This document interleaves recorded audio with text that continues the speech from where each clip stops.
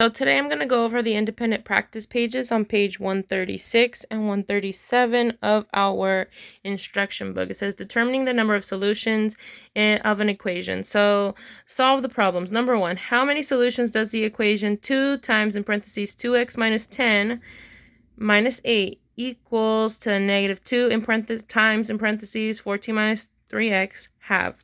First thing I'm going to do is simplify. I'm going to distribute. 2 times 2x is 4x. 2 times negative 10 is negative 20. Bring down the negative 8 and then distribute on the right side as well. Negative 2 times 14 is negative 28.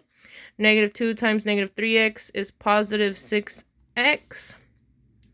Okay, now I'm going to simplify my negative 20 minus 8. So this will be 4x minus 28 equals negative 28 plus 6x. Okay, now we can kind of evaluate this equation.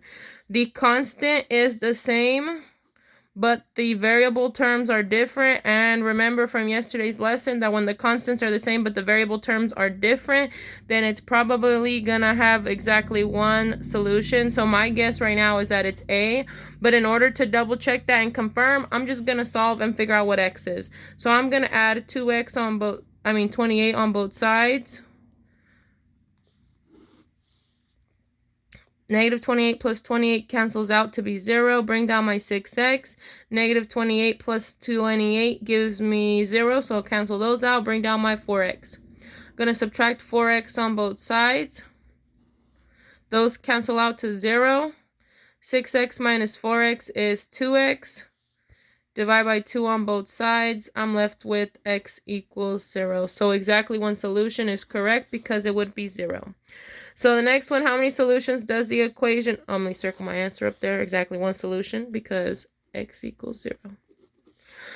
How many solutions does the equation 10 minus 3x plus 10x minus 7 equals 5x minus 5 plus 2x plus 8 have?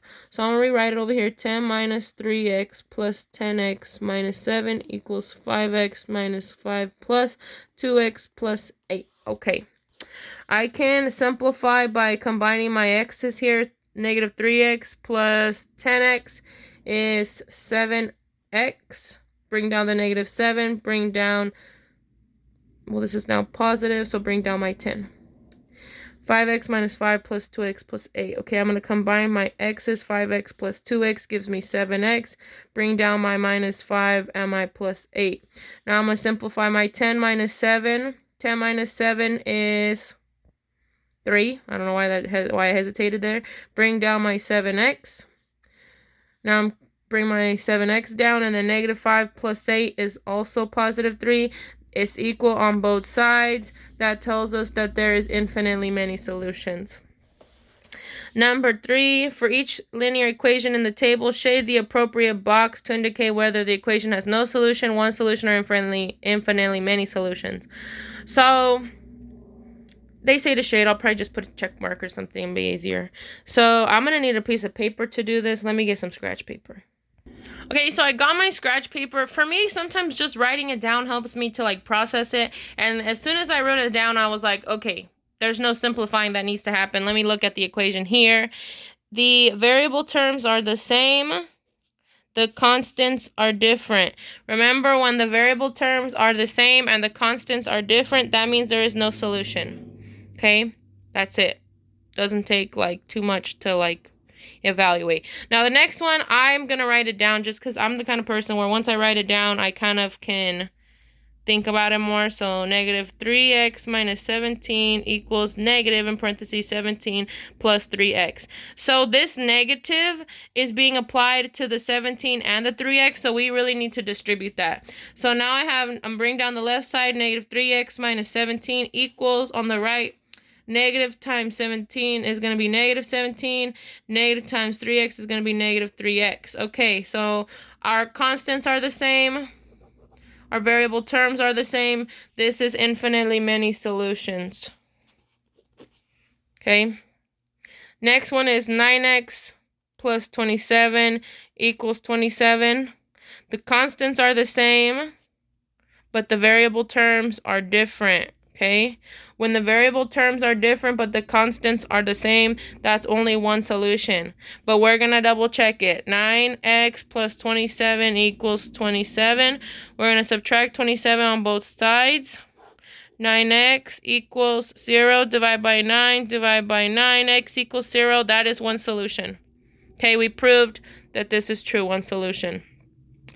Last one. The variable terms are the same. The constants are different. When the variable terms are the same and the constants are different, that's no solution, just like the first one.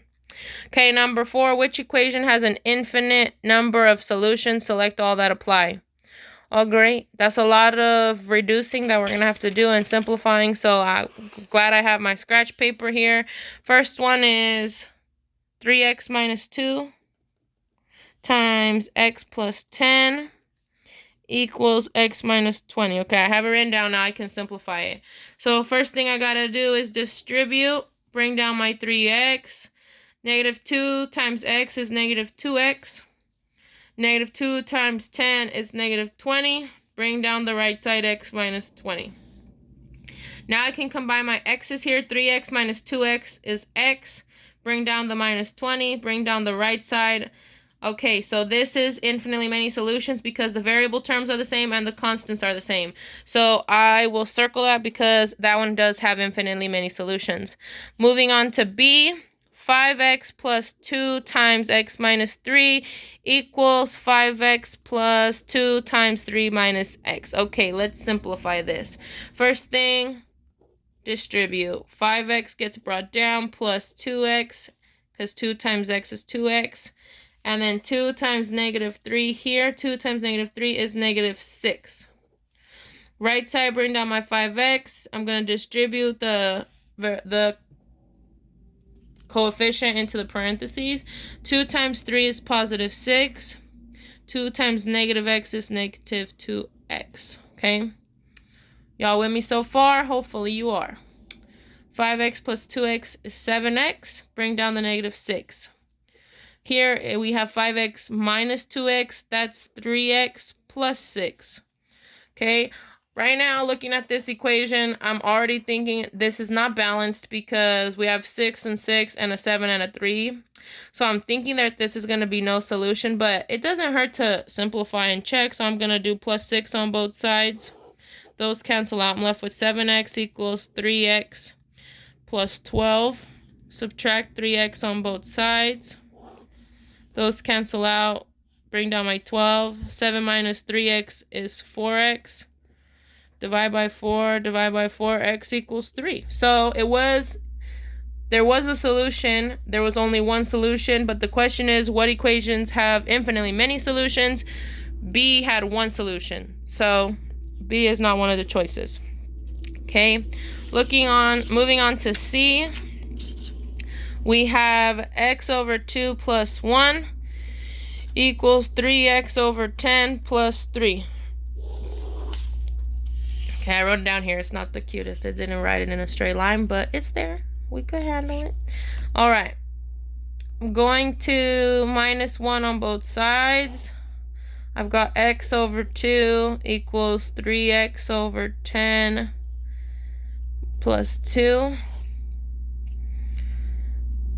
I'm thinking I'm going to multiply both sides by 2 to get rid of this fraction. I'm going to multiply by 2, multiply by 2. These 2's cancel out. I'm left with x equals. Now I have to distribute the 2 on both sides. 2 times 3 is 6. So I'm going to have 6x divided by 10. And then 2 times 2 is 4. I'm going to subtract 6x over 10 from both sides to get my x's together. So then I can turn this into 10 over 10. 10 over 10 minus 6 over 10, that's 4 over 10. So I'm left with 4 over 10x equals 4. I'm going to rewrite that over here. 4 over 10x equals 4. 4 over 10x equals 4. I'm going to multiply by the inverse, 10 over 4. 10 over 4. These 4's cancel out. I'm left with 10 on the right side equals, those cancel out, x. So this was one solution. Again, C is not one of the choices because we're looking for infinitely many and we were left with one choice. Need another piece of scratch paper to do D and E. Okay, so first thing, I'm going to distribute that -2 into the parenthesis. The left side doesn't need to be simplified. I'm just going to bring that down. Right side, bring down my 9 over 2x. -2 times x is -2x. -2 times 1 is -2. Okay.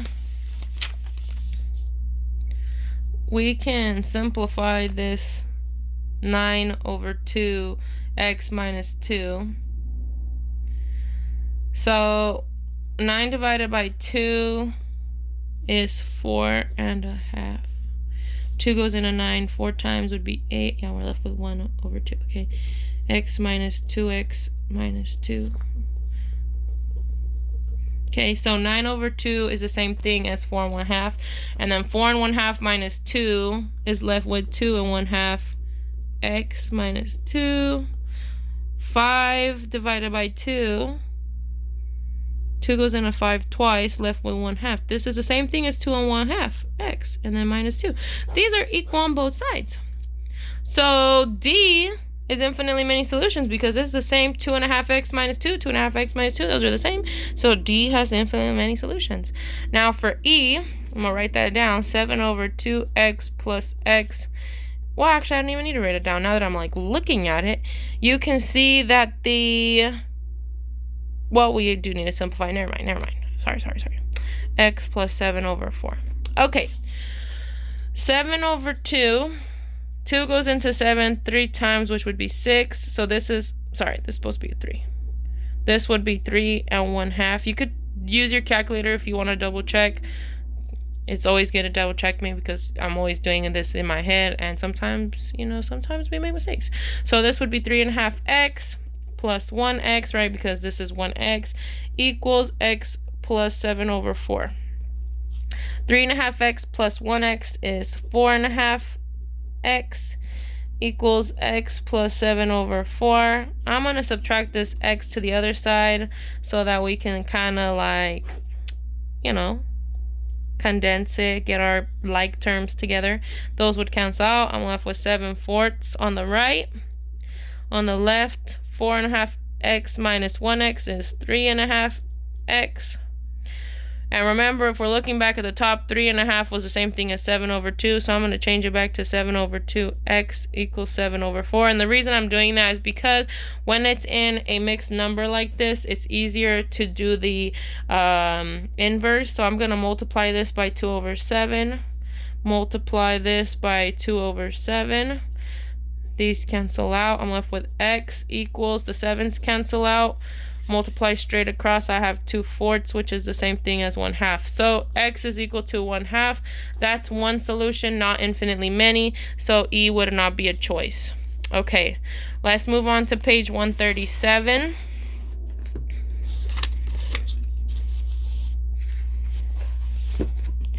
Consider the equation 2 times 5x minus 4 equals ax plus b. For part A, find a value for A and a value for b so that the equation has only one solution and explain your reasoning. Okay, first thing I'm going to do is simplify. So 2 times 5x is 10x. 2 times -4 is -8. And then I'm going to bring down the right side, ax plus b. Okay, so in order for this to have infinitely many solutions, A would have to be equal to 10 because the variable terms would have to be the same. So A would be 10. And then in order for the constant to be the same, B would have to be -8. Hopefully you guys can see that. Okay. For part B, find a value for A and a value for B so that the equation has no solution and explain your reasoning. Okay, I'm going to bring down the same thing I was just looking at. 10x minus A equals AX plus B. Okay, so if I wanted to have no solution, then the variable terms would be the same. but the constants would be different. So A would be 10 still, but my constant would be any number except for -8. So I would just put like any number you want. It could be 6. And it says to explain your reasoning.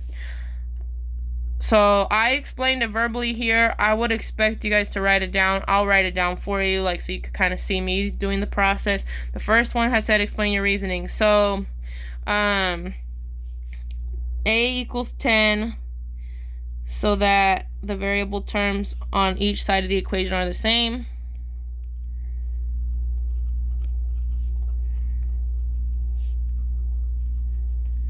And then -8, B would be -8 so that the constants are the same.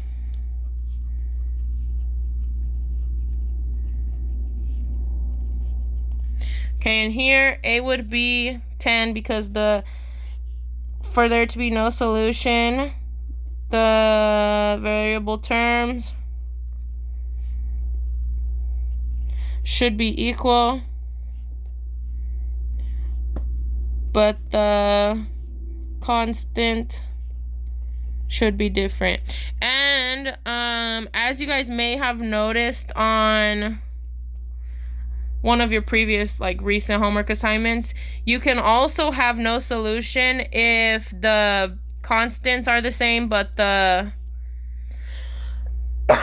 excuse me, if the constants are the same, but the variable terms are different. So it could kind of be the opposite and still have no solution. And if that doesn't make any sense to you and you have no idea what I'm talking about, then for right now, you don't need to worry about it too much. This is probably the most common rule of no solution. If you get this, then you'll be okay for now. Part C, find a value for A and a value for B so that the equation has infinitely many solutions. Oh, I got the first one and the last one confused, guys. So I don't know why I thought that this one said has infinitely many.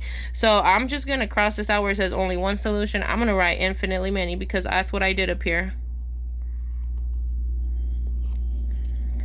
And then down here, I'm going to cross out where it says infinitely many, and I'm going to put one solution. So I basically just flip-flop those. Hopefully you follow me, because what I wrote up here was for infinitely many. I got confused, and it happens. Everybody gets confused. So hopefully you're still following me. Again, what I wrote up here for the variable terms to be the same and the constants to be the same, that's for infinitely many. When it's one solution, when you want only one solution, the constants are the same, but the variable terms are different. Okay, so we're going to go ahead and do that. I may have just confused you with what I was explaining for this one too, but focus on what I write and not what I say all the time. Sorry about that. This is probably the worst video I've made so far, but I don't want to start over, and I hope you understand that. And thank you. Okay. So we're looking for it to have one solution, and if you're going, and I'm going based on this, to be honest with you guys, because this kind of helps me remember. So I look at this example and I'm like, oh yeah, there was the same constant, but the variable terms were different, and that gave us only one solution. So that's what I'm going to do here. I have 10x minus 8 equals 8x plus b. So I want my constants to be the same, so b is going to be -8. But I want my variable terms to be different, so I'm going to say a is equal to 1. I made that up. You could choose any number as long as it's not 10.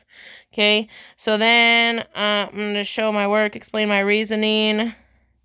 Same constant.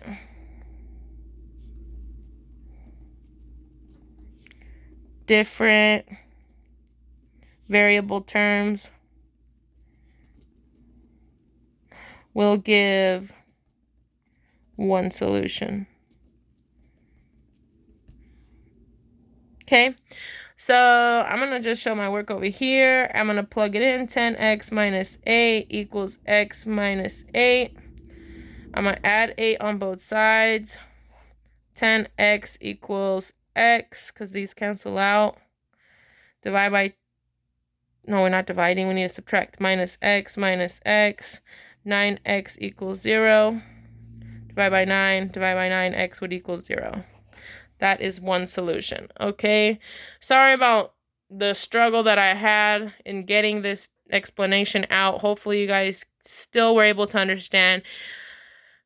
If you have any questions about this page, please feel free to message me. I know that I didn't do the best job explaining it.